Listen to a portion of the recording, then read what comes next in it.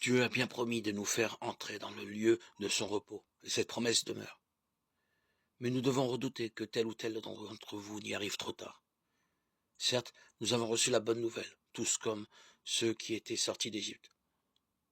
Cependant, la parole qu'ils ont entendue ne leur servit à rien, parce qu'ils l'ont entendue, sans la recevoir en eux avec foi. Mais nous qui sommes croyants, nous entrons dans ce lieu de repos. Dieu dit en effet, dans ma colère, je l'ai juré, on verra bien s'ils entreront dans mon repos. Certes, son œuvre était terminée depuis la création du monde, comme l'Écriture le dit à propos du 7e jour. Et Dieu se reposa le 7e jour de toute l'œuvre qu'il avait faite. Or, dans le psaume, il reprend, on verra bien s'ils entreront dans mon repos.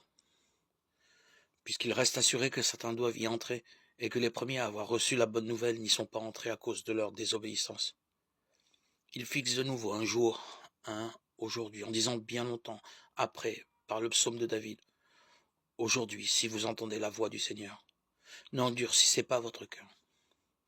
Car si Josué leur avait donné le repos, David ne parlerait pas après cela d'un autre jour. Ainsi un repos sabbatique reste assuré pour le peuple de Dieu, car celui qui est entré dans son repos s'est reposé lui aussi de son ouvrage, comme Dieu s'est reposé du sien.